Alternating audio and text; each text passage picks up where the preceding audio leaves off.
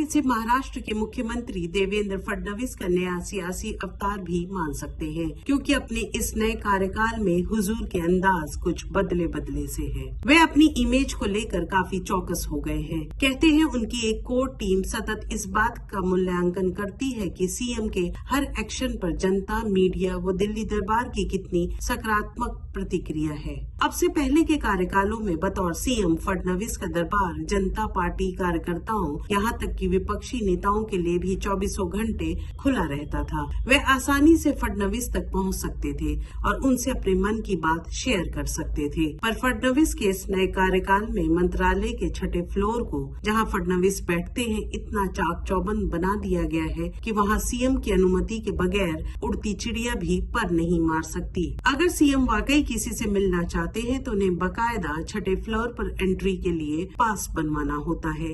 हालांकि पास तो आगंतुकों को मंत्रालय के किसी फ्लोर पर जाने के लिए चाहिए होगा, पर अब खास फ्लोर के लिए ही पास जारी किया जाता है। मुलाकाती उसके अलावा मंत्रालय के किसी और फ्लोर तक नहीं जा सकता। संघ भी फडणवीस के पक्ष में खुलकर कदम ताल कर रहा है। माना जाता है कि संघ से सलाह मशविरे के बाद ही फडणवीस ने कोई 130 सरकारी अधिकारियों की एक लिस्ट तैयार की थी, जिन्हें सभी संबंधित मंत्रियों को शेयर कर दिया गया था कि वे इसी लिस्ट से अपनी पसंद के ओएसडी रख सकते हैं। यहाँ तक कि एकनाथ शिंदे और अजीत पवार को भी अपने ओएसडी के चयन इसी लिस्ट से करना पड़ा। महाकुंभ में मौनी अमावस्या के दिन मची भगदड़ से जब इतने श्रद्धालुओं को अपनी जान गंवानी पड़ी है, उसके बाद से ही निरंतर योगी का ग्राफ गिरा है। उनके सबसे बड़े पैरोकार संघ की भी भंगिमाएं किंचित बदली बदली सी लग रही हैं। साधु संतों की ओर से असहमति के स्वर मुखर होने के बाद अब माना जा रहा है कि भाजपा के अंदर से ही योगी के इस्तीफे की मांग उठेगी या उठवाई जाएगी। यानी